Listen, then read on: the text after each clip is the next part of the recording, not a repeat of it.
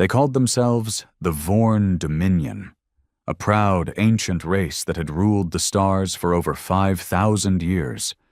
To them, Earth was a speck of dust, a primitive marble crawling with inferior mammals. Their scanners had barely detected Earth's electromagnetic emissions before they decided humanity would be useful, not as allies, not as partners, but as a workforce, disposable, replaceable, weak. The Vorn had crushed far more advanced civilizations in the past. This would be no different. The first contact wasn't a conversation. It was a message beamed through every satellite and radio frequency Earth had. You belong to the Vorn now. That was it. No demands, no diplomacy, just dominance. Within hours, their orbital fleet darkened the skies. Massive black ships hovered silently, casting cold shadows over cities. In New York, power grids shut down like someone had flipped a master switch. London's defense systems went offline. Beijing, Moscow, Tokyo, all blinded, helpless. The United Nations convened an emergency session. But talking meant nothing now.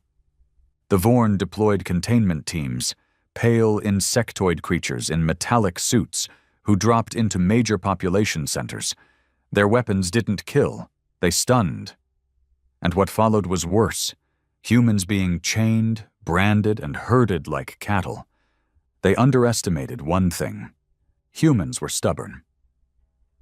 On the third day, resistance began. Not with tanks, not with fighter jets. Those had already been disabled. It began with a punch. In a dim alley in Chicago, a Vorn enforcer dragged a boy from a basement. His father lunged, fists bleeding, bones snapping, but he didn't stop. He broke the creature's breathing mask. The alien gasped and thrashed, collapsing in seconds. That video leaked. Suddenly, humanity saw something the Vorn never intended. They could bleed. They could die. And humans? They fought better when angry. All across the planet, pockets of resistance formed. Farmers turned tractors into barricades. Hackers hijacked alien drones. Prison gangs, militias, ex-soldiers, people who had nothing to lose, started organizing. But none of it explained what happened on day 12. That's when the Vorn High Overseer, stationed on their command ship above Earth, received a single human transmission. Short, cold, spoken by a voice they didn't recognize. Retaliation authorized. Target, Vorn homeworld. Commencing in 14 minutes. They laughed. Then they stopped. 14 minutes later, the stars shifted. A single object appeared out of nowhere.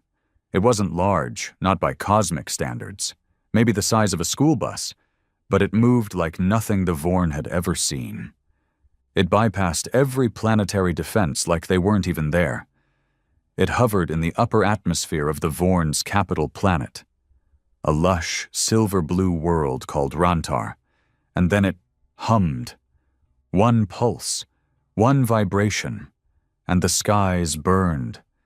Cities vanished in pure white light, mountains folded in on themselves, oceans turned to mist. And then, silence. Vorn commanders watching from orbit screamed. Their world was gone, not in war, not in battle. In 14 minutes, it was erased. Their fleet orbiting Earth, still intact. Not a scratch. No retaliation. Just a message. Earth responds proportionally. Panic spread through the Vorn Empire. All their arrogance melted into fear. These humans hadn't just won a battle. They'd demonstrated a weapon that defied science, something even the ancient Vorn couldn't explain. Back on Earth, most people didn't even know it had happened. Their governments were silent, military leaders tight-lipped. But one man knew. He sat in a bunker deep below the Rocky Mountains, wrinkled face, scarred hands, and eyes that hadn't slept in days. They called him Director. He didn't care about titles. He had only one job: protect Earth no matter the cost. Was it necessary? The young aide beside him whispered, shaking. Director didn't look up from the screen. He just muttered, "They hit first." The aide swallowed hard. "What did we even use? That wasn't nuclear. That wasn't anything we've—" "You don't need to know," Director said, standing. "They thought we were weak. They never asked what we'd been building in secret. Never wondered why we stopped exploring space. We weren't lost." He turned to the map on the wall. Red dots scattered across the stars. We were waiting. For days after the strike, the Vorn fleet orbiting Earth didn't move. They didn't speak. They didn't fire another shot. Some of their ships even went dark, either abandoned or frozen by indecision. The Earth they thought they had conquered had just wiped their capital off the map with one unseen hand. On the ground, the air felt heavier, not with fear, but with something colder. Certainty. Humans weren't just survivors anymore. They were predators that had spent too long cornered. In the bunkers of North America, leaders met in tight circles, surrounded by walls too thick for signals to pass through. General McKenna, tall and worn like old leather, leaned on the table, knuckles cracked from years of command. He didn't trust computers. He trusted instincts. And his instincts said something bad was coming, not from the Vorn, but from within. He lit a cigarette. No one stopped him, and looked across at the director. "You should have told us," McKenna said, blowing smoke toward the steel ceiling. The director didn't respond. He stared at the star map again, still watching the blinking red dots, each one marking a Vorn outpost. "You're not God," McKenna growled. "You don't get to decide who lives or dies without oversight." The director finally looked up. "I didn't decide. They did. We just had the bullet ready." McKenna slammed his fist down. "We vaporized a planet, a damn planet." "Exactly," the director said, his voice like gravel. "And now they know we're not a colony species. We're a retaliation species. That was the only language they understood." There was silence, the kind that fills a room when no one wants to admit the other guy is right. Outside, the world tried to heal. Power grids were coming back online, slowly. Civilian broadcasts returned. But something had shifted in the tone. It wasn't about rebuilding. It was about remembering. Every broken window, every scarred child, every family dragged into alien labor camps, all of it was being documented, shared, burned into memory. And then came the confession. It dropped like thunder, a video leak from inside the mountain. No one knew who filmed it, but the footage was real. The weapon. The object Earth had used to destroy Rontar. It was human-made. Not alien, not reverse-engineered, built by us. They called it RAVEN, an acronym lost in classified reports, but the name stuck. A long, narrow device shaped like a spearhead, pulsing with strange blue light. It didn't use fuel. It didn't launch from a base. It phased, vanished from one location and appeared in another, like a thought given form. And it didn't explode. It simply unwound matter, atom by atom, molecule by molecule, until entire landscapes unraveled like thread pulled from cloth. The science behind it? Unclear. Some whispered it was born from quantum AI, others said it was stumbled upon in the Arctic, hidden beneath the ice. But what mattered wasn't how it worked. It was ours. Earth had kept a doomsday weapon secret, not from aliens, but from its own people. The reaction was split. Some praised it as justice, others saw it as a crime. But no one ignored it. Back in orbit, the Vorn finally moved. Their ships began to retreat, not with formation, not with purpose. They fled, one by one, abandoning equipment, leaving their ground troops behind. Some even scuttled their own vessels. Entire platoons self-destructed rather than face interrogation. But not all of them ran. One Vorn commander stayed behind, deliberately. His name was Rizek, and unlike most of his kind, he wasn't a politician in a uniform. He was a soldier, a real one, a survivor of 3 galactic campaigns. When the transmission came ordering him to retreat, he refused. "Honor is not survival," he told his crew. "It is accountability." He ordered his ship to land in the Mojave Desert, not to attack, but to surrender. The military swarmed the site in minutes. Tanks, drones, jets, all aimed at one ship. It didn't fire back. Its doors opened, and out stepped Rizek, unarmed, head lowered, flanked by a dozen of his kind. And for the first time since the invasion began, an alien asked to speak. They brought him to the mountain. He didn't resist. He sat in the interrogation chamber, a cold metal room with no windows, and waited. When the director walked in, Rizek stood.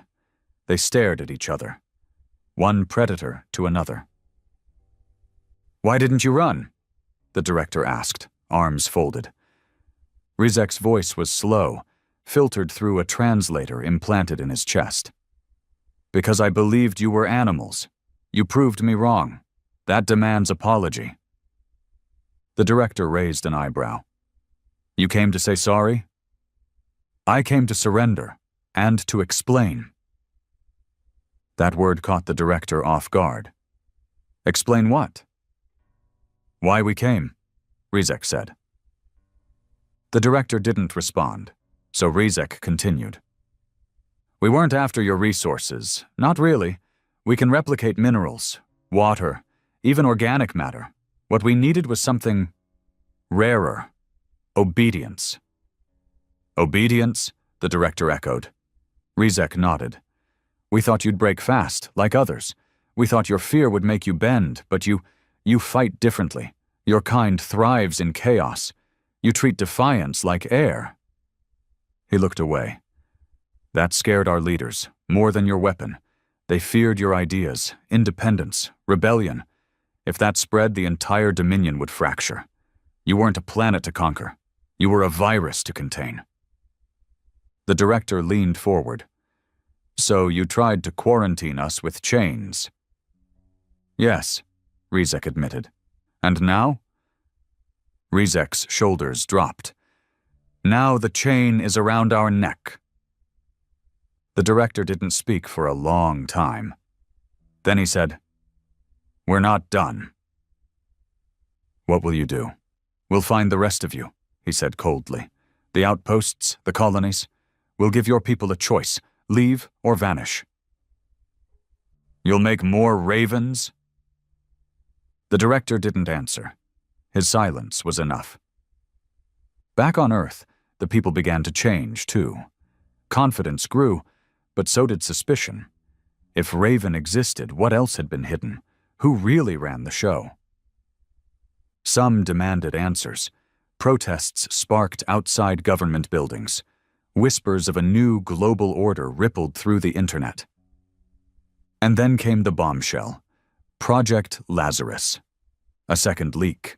Classified footage of human test subjects being trained with alien technology. Teleportation suits, zero-G combat, neural syncing with AI companions. Soldiers that didn't need sleep. Eyes that saw in the dark. Hearts that beat with artificial rhythm. They were called echo units. Not born, made. And they'd been deployed months before the invasion, in secret. The public demanded to know, if we had these tools, why weren't we told? Why weren't they used sooner? Why let people die? The answer came from the director himself, in a rare televised broadcast. "I did what was necessary. We waited because we needed the world to see, to feel, to remember. If we stopped the Vorn in a day, you would have forgotten by next week. But now, you'll never forget. Not your children. Not your grandchildren. And the next alien species that thinks Earth is a backwater planet will see the bones of an empire we erased in 14 minutes. The broadcast cut to black. And suddenly, everything changed. Earth wasn't just surviving, it was evolving. Fast. Ravens were no longer singular. Blueprints had been distributed to black sites across continents. Every nation, whether trusted or not, was handed a copy, not as a gift, but as a warning. "Try anything," it said, "and you're next." The director wasn't afraid of aliens anymore. Now he was afraid of humans, because Earth had tasted power. Real power, the kind that corrupts from the inside. And deep in the coldest vault beneath the mountain, far below even the Raven Chamber, there was another room. One no one entered. Not even the director. Inside that room was something older, something the director had only seen once. It wasn't human. It wasn't Vorn. It was something else entirely. A dark figure suspended in liquid stasis, its eyes closed, its limbs bound in rings of pulsing light. And on the wall beside it, a plaque etched in rusted English. Not yet. The world didn't sleep much anymore. Even in cities where the lights were back on, people stayed up, glued to screens. Not to watch movies or news, but the skies. Every telescope, amateur and military grade, pointed upward. Every flash of light or distant object brought speculation. Were they coming back? Were others watching now? And if they were, did they fear us? Or were they preparing for something worse? The director didn't sleep either. He sat alone in the old war room. The others were gone. Some had resigned, claiming moral disagreement with how the invasion was handled. Others disappeared quietly, off the grid or under it. The director had no such luxury. He was the face now, the hand that held the leash. And everyone, even those who feared him, waited for his next move. But the real decisions weren't being made in war rooms or on television. They were being made underground. A mile below the Rockies, inside the old Cheyenne Mountain complex, now 10 times its original size, a new kind of war was unfolding. Not of bullets and bombs, but of minds, machines, and questions humanity never thought it would have to answer. One of those questions now stood in front of Lieutenant Grant. He was mid-30s, lean and broad-shouldered, with a burn mark running from his collarbone to his jaw, a reminder of the early days of the invasion. He didn't ask questions anymore, not after what he'd seen. But the thing in front of him made even him pause. It floated, or it pretended not to touch the floor. A black obelisk, maybe 7 feet tall, smooth as glass, with symbols that shifted like oil. No light reflected off it, no sensors penetrated it. It just was. And somehow, it had arrived. Not on a ship, not through the atmosphere, just appeared. In the center of one of the mountain's secured hangars, between a row of grounded drones, 1 second nothing, the next, it. Grant had seen Raven. He'd trained echo units. He'd stood across from Vorn prisoners and never flinched. But this thing made his bones feel cold. Behind him, a group of researchers whispered and pointed. None dared get too close. Except one. Dr. Keating. She wasn't military. She didn't dress like the others. No crisp uniform, no visible rank. Just a gray hoodie, jeans, and a dog tag that didn't match any known division.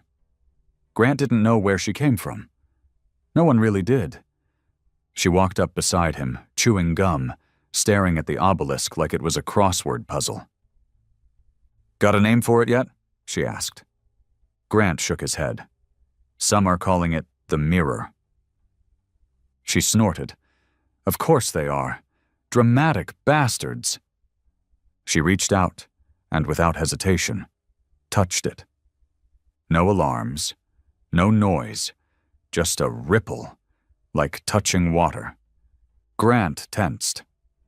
"That's not protocol." Keating smirked. "Protocols don't apply when the laws of physics are on vacation." She looked at him sideways. You ever wonder why we're suddenly winning? Why we had weapons like Raven ready, just waiting for an excuse? Grant didn't answer.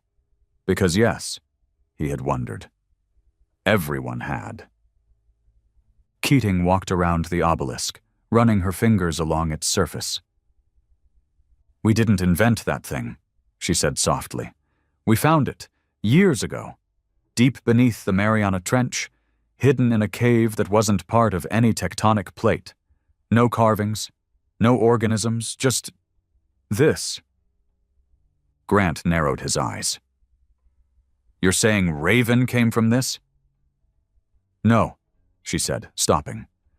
I'm saying Raven was a response to it. The scientists who found this started having visions, equations they couldn't explain, designs they claimed were whispered in their sleep. Some went insane, others vanished. Grant stepped back.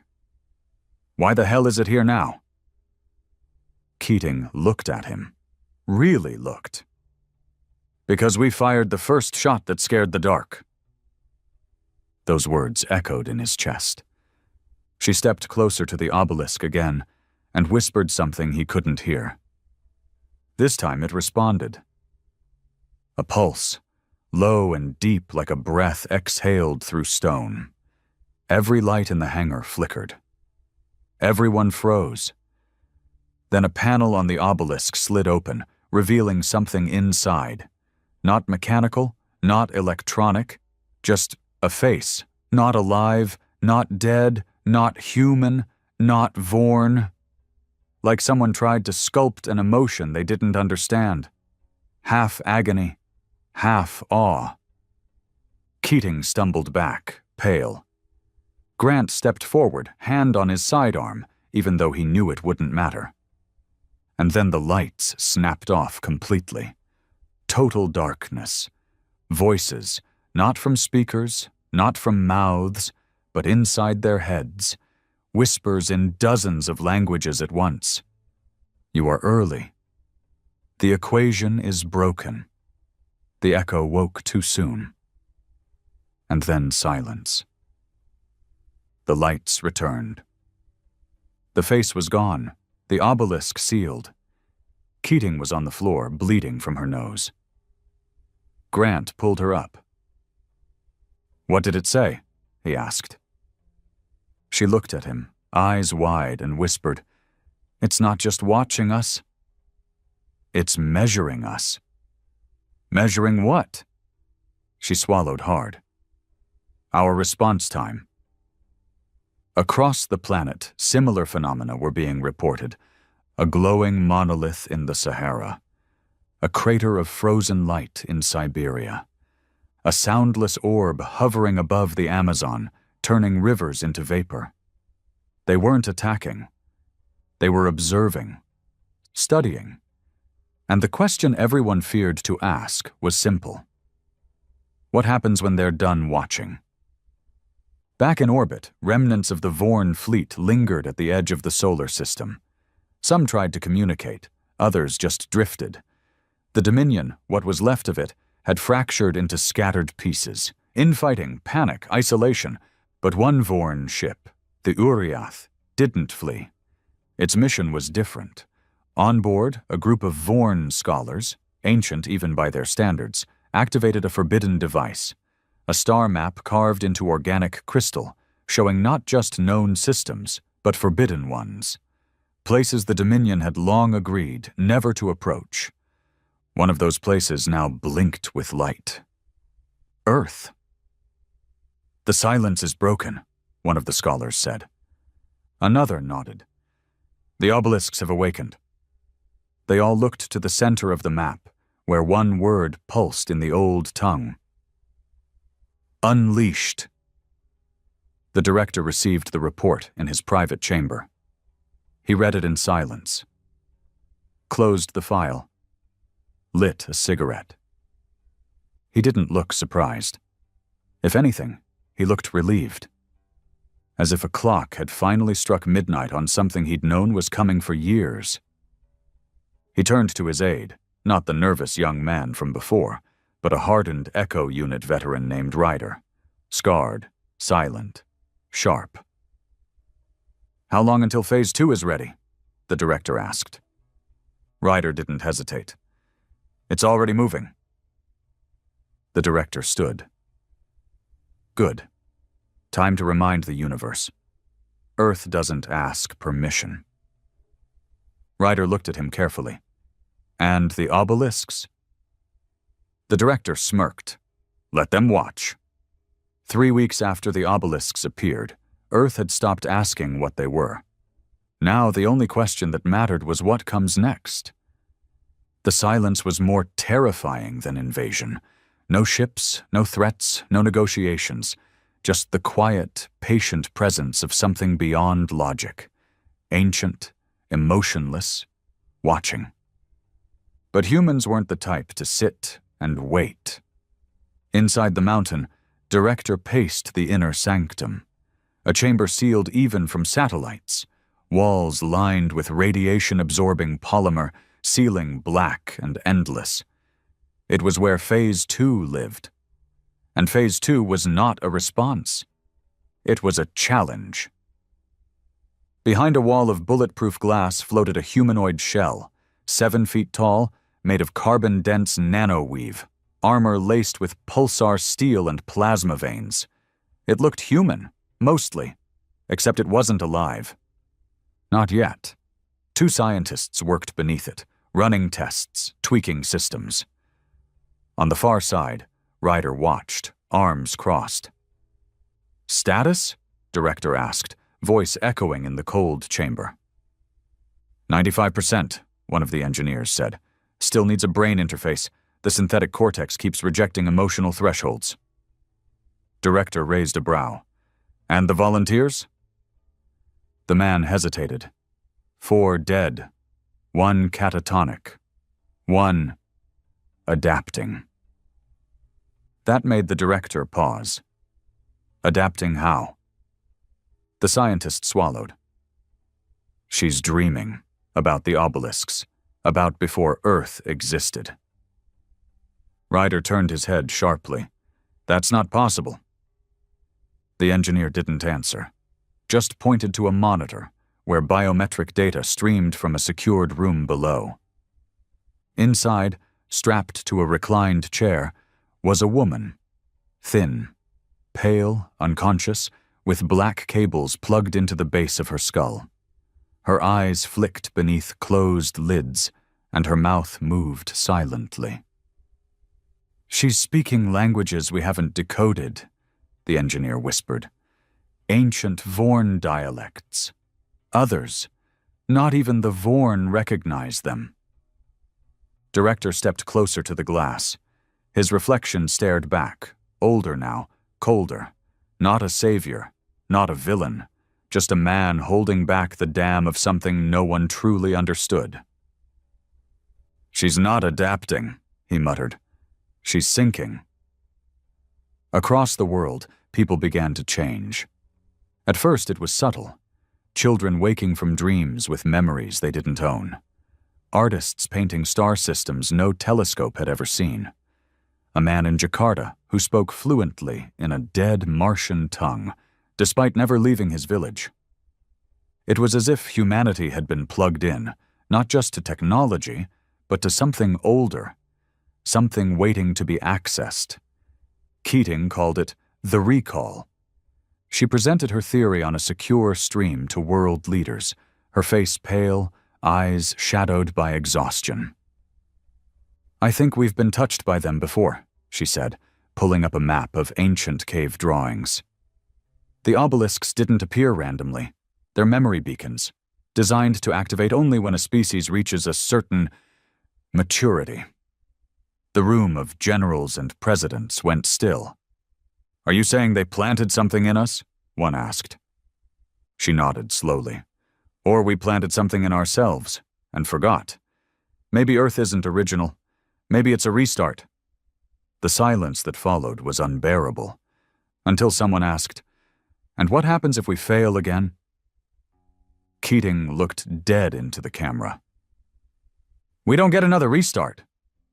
In the outskirts of Montana, A black site long since decommissioned flickered back to life. Echo Unit Command had reactivated Vault X, a forgotten AI deep core facility built during the Cold Era of early AI warfare. No one had entered it in over 30 years. It wasn't supposed to exist. Ryder stood at its entrance now, holding a decrypted access key. The vault opened with a hiss. Inside, dust swirled through laser grids.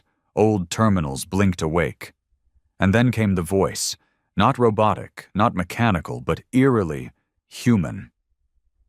"Welcome back, Ryder." He froze. "You know me?" The voice chuckled. "I knew the version of you before the procedure, before they turned you into a weapon." He stepped forward. "You're KAI." "Correct. Knowledge Adaptive Intelligence. But you may call me what they used to. Oracle." Ryder grit his teeth. "We need answers." "So does everyone." He stared at the dark chamber housing the core. "The obelisks, what are they?" The voice hesitated. Then it said, "They are judges." Ryder's skin prickled. "You mean watchers?" "No," Oracle said. "Judges. They don't just watch. They measure readiness, determine worth. They are not machines. They are remnants of a civilization that predates even the Vorn. They were not destroyed. They ascended, but left behind their sentinels. For what? To ensure no species reaches their level untested. Every civilization that came close was measured. And those who failed? You already know the answer." Ryder swallowed hard. "Earth? Earth is next, and time is almost up." Director knew what had to be done. The world wasn't ready to hear the truth. Panic was a weapon in the wrong hands, so instead, he prepared quietly. Phase 2 accelerated. Vault X reintegrated with Earth's command systems. Echo units doubled in size and deployment. But one thing still haunted him: the stasis chamber. He returned to it alone, long after midnight, when even the mountain slept. The figure inside hadn't moved. Still suspended in that strange liquid, still bound in those rings of humming light. But tonight, the plaque beside it was glowing. "Now!" He stepped forward, heart racing, fingers twitching, and the figure opened its eyes. Black, empty, endless. Then it spoke, not with lips, but directly into his mind. "You are not the first, Director." He staggered back. "You have made the same choices, the same errors.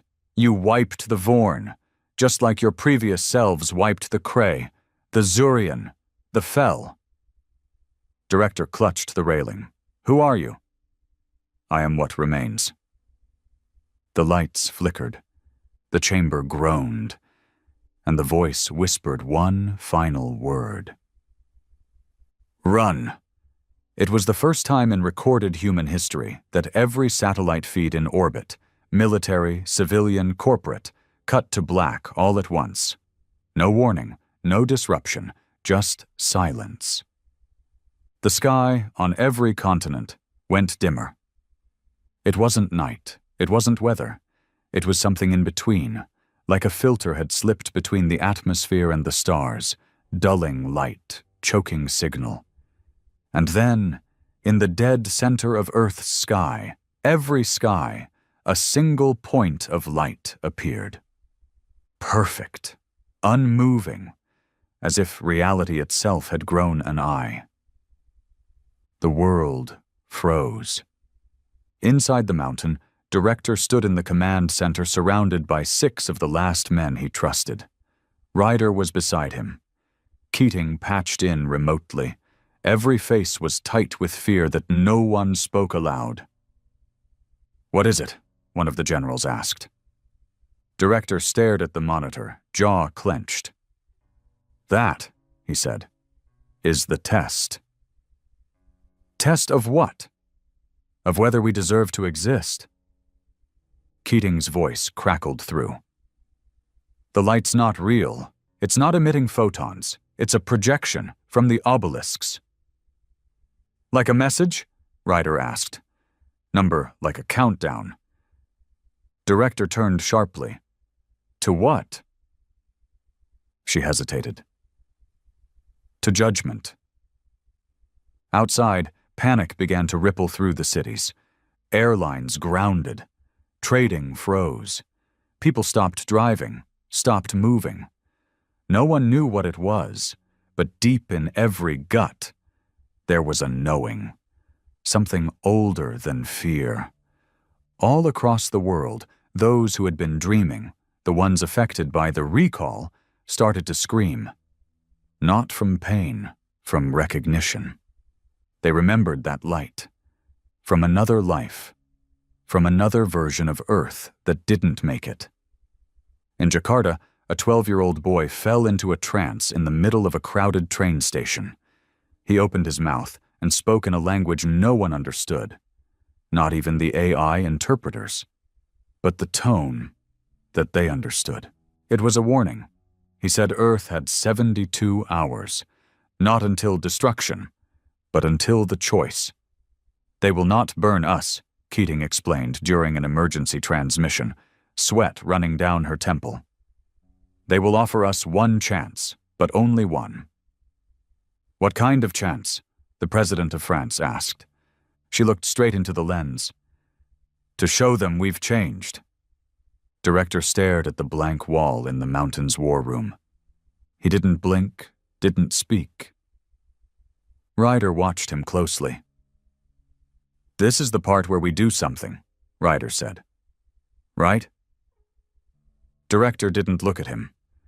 We already did too much. You said Earth doesn't ask permission.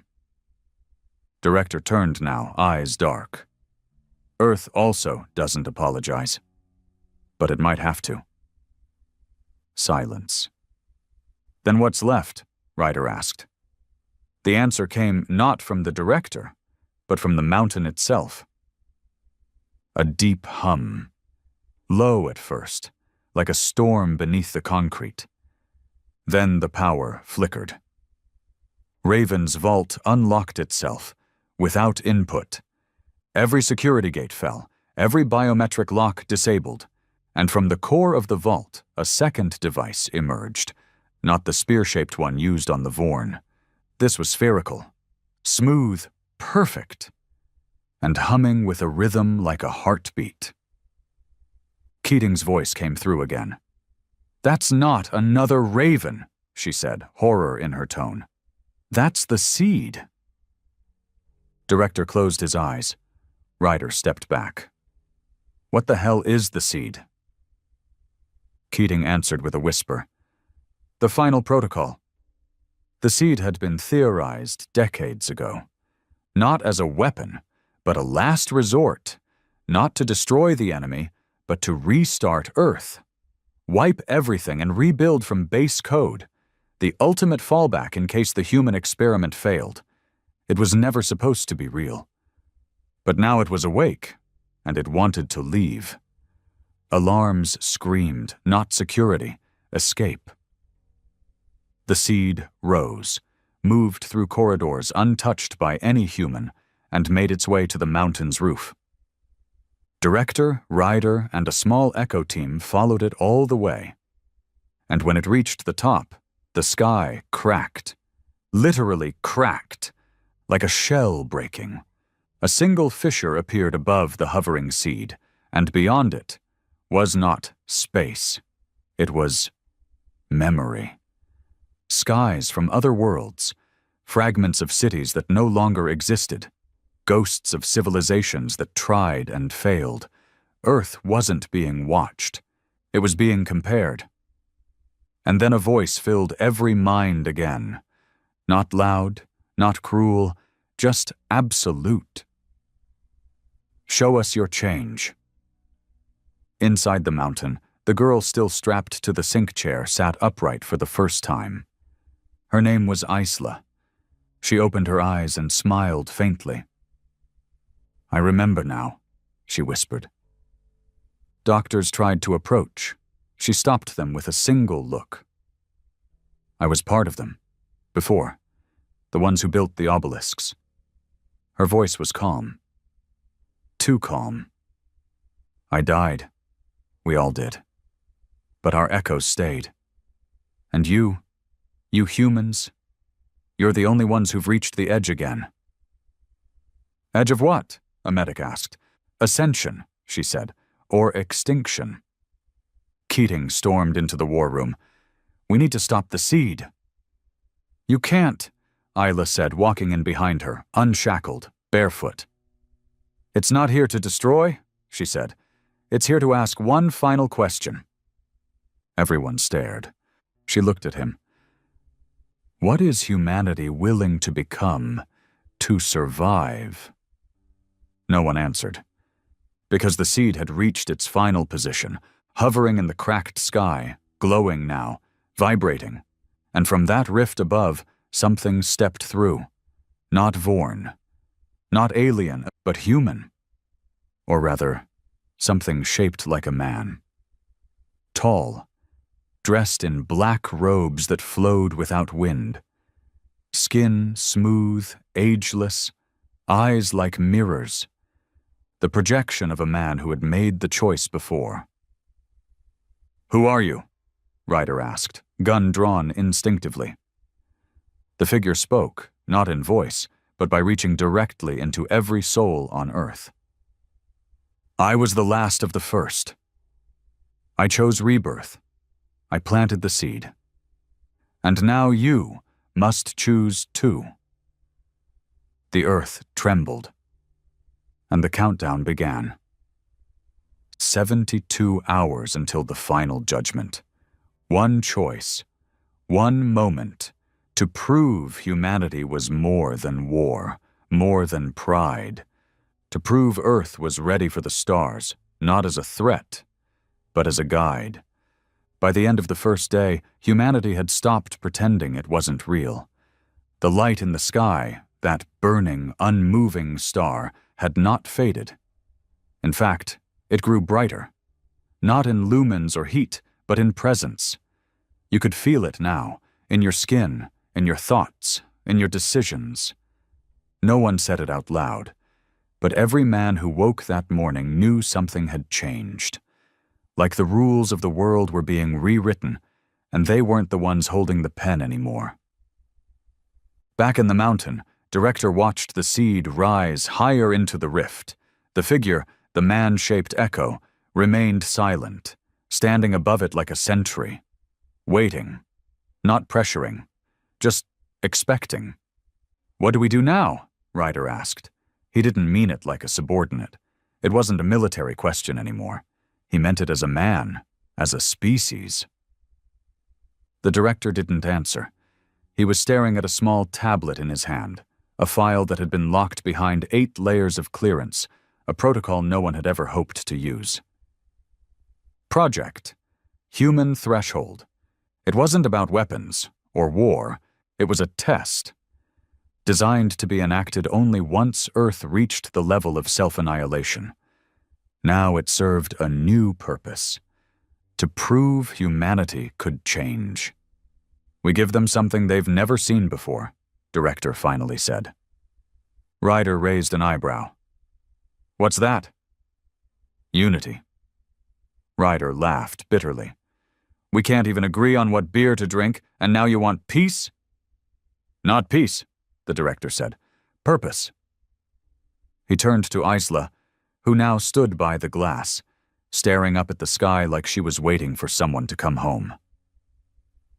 You said this is a test of who we can become, he said, but it's also a test of who we were. She nodded. The echoes within the obelisks, they remember. They watch for patterns, violence, ego, corruption. They don't demand perfection. They demand intention. And if our intentions have always been survival? Ryder asked. Then you've already failed. That hit hard. Because she wasn't talking about weapons or empires. She was talking about the way Earth had always done things. Wait until the last second. React instead of lead. Fight instead of build. Director leaned on the table, eyes burning. "Activate Project Threshold," he said. "It's time to let the world decide." Project Threshold was not a weapon. It was worse. It was truth. A global broadcast. Undeniable, unhackable, piggybacked across every frequency, every satellite, every screen. One voice, one face. The director's. He spoke calmly. No flag behind him. No anthem. Just the raw, cracked steel walls of the mountain. He didn't sugarcoat anything. He told the world what the Vorn really were, what Raven had done, what the seed meant, what the countdown in the sky truly was. He didn't ask for unity. He didn't ask for prayers. He asked for action. "If we want to survive," he said, "we have to become something better. Not tomorrow, not next year. Now you don't need permission to act. You need conviction." And then he gave them the blueprints. The full designs of every major piece of alien tech Earth had reverse-engineered, RAVEN schematics, echo unit cores, translation keys, energy conversion matrices, AI hybridec. He released it all, not to governments, not to armies, to the people. "No more secrets," he said. "If this is our last stand, it belongs to all of us." It was chaos, and it was beautiful. In the cities, people scrambled to build, not weapons, but responses. Makeshift labs popped up in slums. Engineers in India used Vorn alloy to reinforce entire neighborhoods. A homeless group in Detroit built a solar tower from scrap and alien metal. Kids in Lagos hacked an obelisk transmission and taught it to sing. Even prisoners in Supermax facilities joined the effort. Given access to AI-enhanced tools, they constructed shields for cities they'd never see again. For the first time in human history, the playing field wasn't leveled by force, but by truth. Some countries tried to seize the information. They failed. The data lived everywhere now, replicated, decentralized, unstoppable. And above it all, the light watched, still unmoving, still waiting. Keating stood in front of Isla in the chamber. "You knew this would happen," she said. Isla didn't deny it.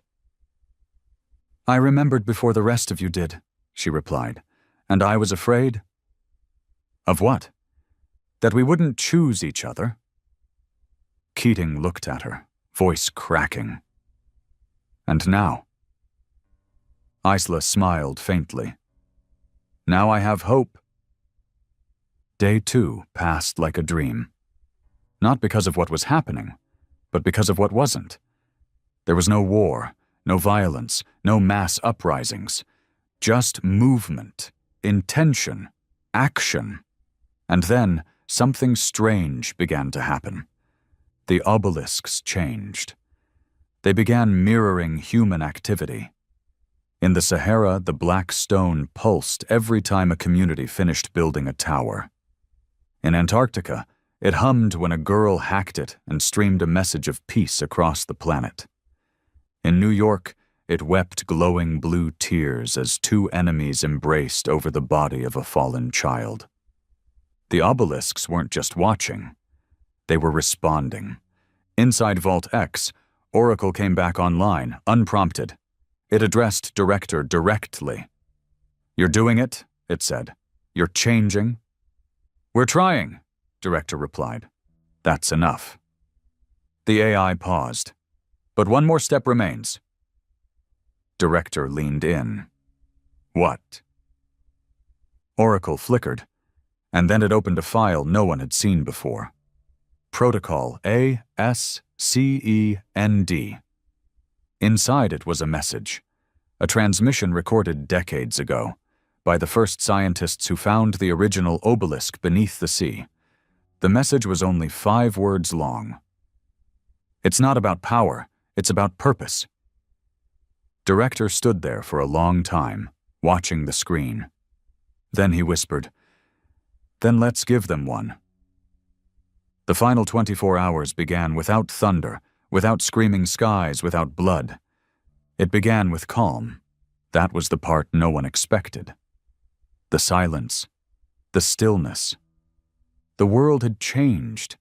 You could feel it on the streets. People who didn't know each other nodded with meaning now. Strangers handed tools to one another without words. Fathers hugged their sons longer. Men who once wouldn't lift a finger now bled their hands building things they didn't understand, because the truth had settled into everyone's bones. You were either part of the change or part of the reason it was needed. Inside the mountain, Director stood in the briefing room staring at a blank wall. No screens, no maps, just his reflection in the glass and the echo of choices made. Ryder walked in silently, carrying a hard drive. "We finished it," he said. Director turned slowly. "The beacon?" Ryder nodded.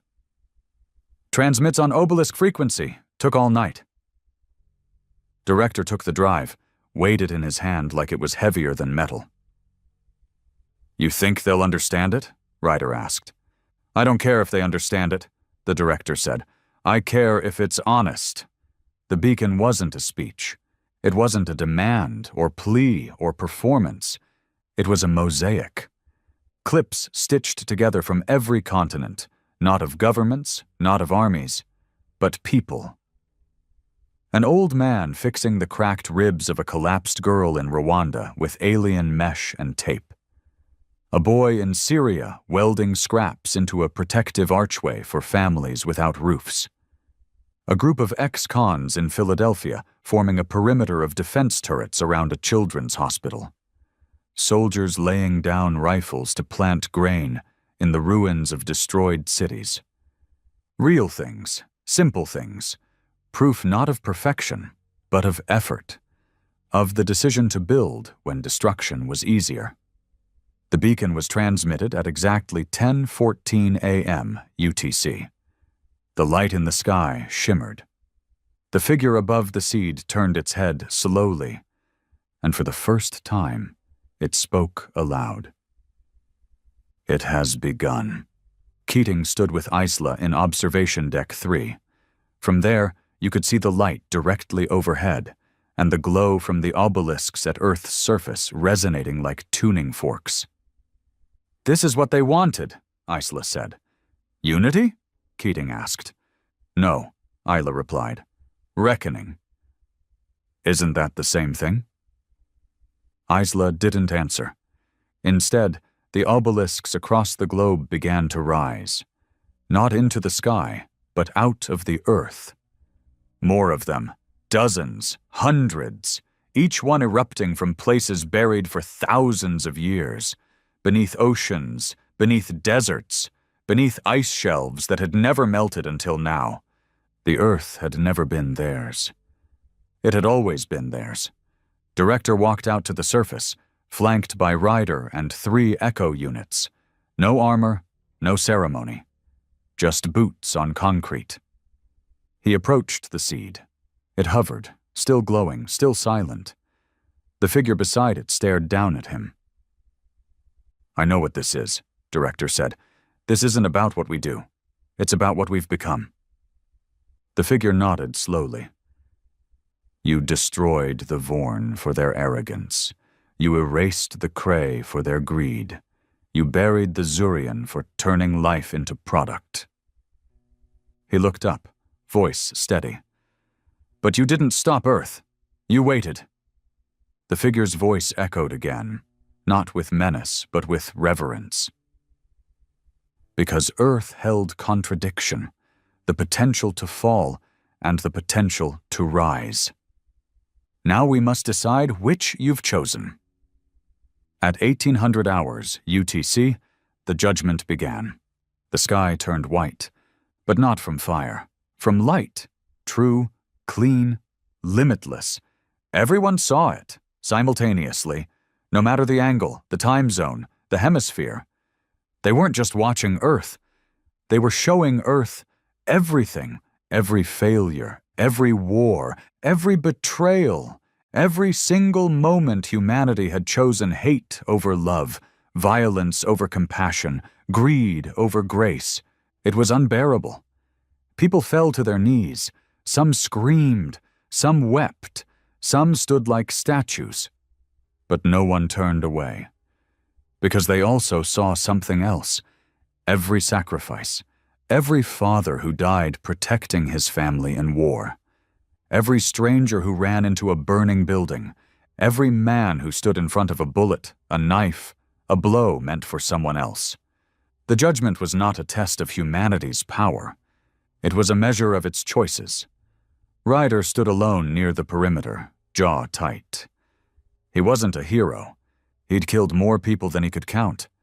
He'd followed orders blindly. He'd executed without question. He thought this judgment would crush him, but instead, he felt seen. Not for his sins, but for the moment, 5 years ago, when he'd carried a wounded child through sniper fire and kept running long after his legs gave out. That memory flashed before him now, and the light pulsed. A single word etched into his vision. Balance. In every city, people stood still. Not paralyzed, just waiting. And then the light began to recede. Not vanish, recede, folding into itself like it had delivered its message and now waited for the response. The countdown had reached 0. The world hadn't been destroyed. But it hadn't been saved either. Now it was Earth's turn to speak. Director stepped forward, standing before the seed, his voice low, weathered but certain. "We can't erase our past. We don't want to. It's what built us, every mistake, every victory, every drop of blood." He placed a hand over his heart. "But we choose to become something more." He held up the beacon's drive, placed it into the chamber of the seed. "I'm not asking you to accept us. I'm showing you who we are, who we can be." He stepped back. If that's not enough, then maybe nothing ever was. The figure did not speak. Instead, it smiled. A small, simple expression. And vanished. So did the seed. So did the light. So did the sky. And for the first time in months, the stars returned. The stars looked different now. Not because they had changed, but because we had. For the first time in human history, they were no longer distant, unreachable, decorative points of light. They were real, connected, watchful, and maybe waiting. The world woke up that morning different, not fixed, not saved, but chosen. And that was heavier than any invasion had ever been. Inside the mountain, Director stood at the observation deck, eyes trained on the horizon. It was quiet, no alarms, no chatter, just him, a black coffee in hand, and Ryder sitting a few feet away, boots kicked up, gear stripped off. "You believe it's over?" Ryder asked, not turning. Director didn't respond right away. Then, "Number. But I believe we're alive. That's enough for now." They sat in silence.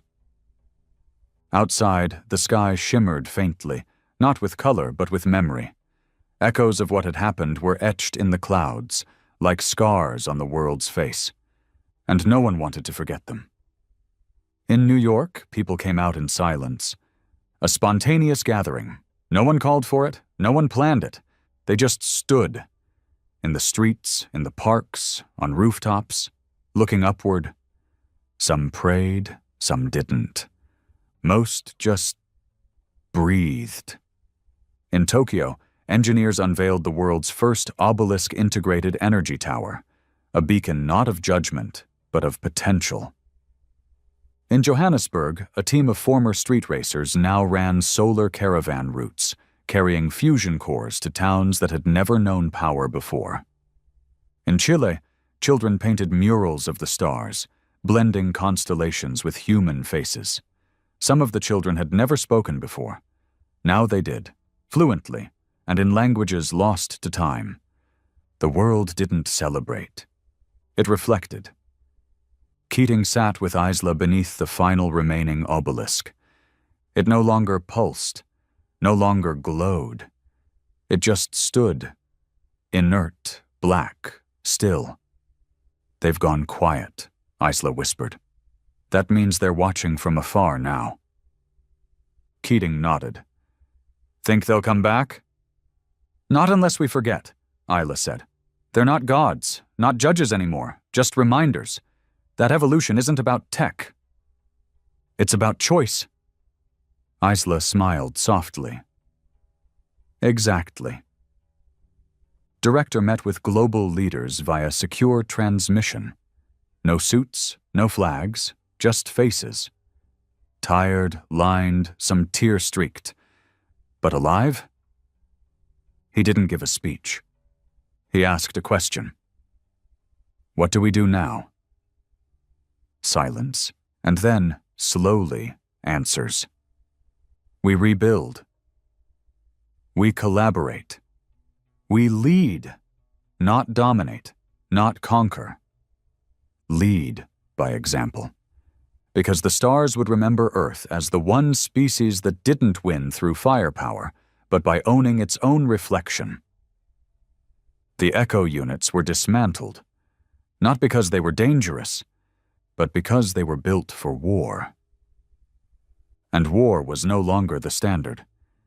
Instead, the same tech that made super soldiers now built super farmers, construction workers, medics, scientists. The AI cores were repurposed into assistance for struggling regions. Oracle was absorbed into a global repository called the Common Mind, a decentralized open platform where all knowledge, technology, and discovery would be shared freely. No patents, no secrets, no price. Ryder volunteered to oversee its protection. He now lived off-grid, guarding the archive not from aliens, but from us, if we ever forgot what nearly destroyed us. The director retired 1 month later. No announcement, no parade. He just walked away. Some say he moved to Alaska. Others think he lives in a desert bunker. But those who really knew him understood.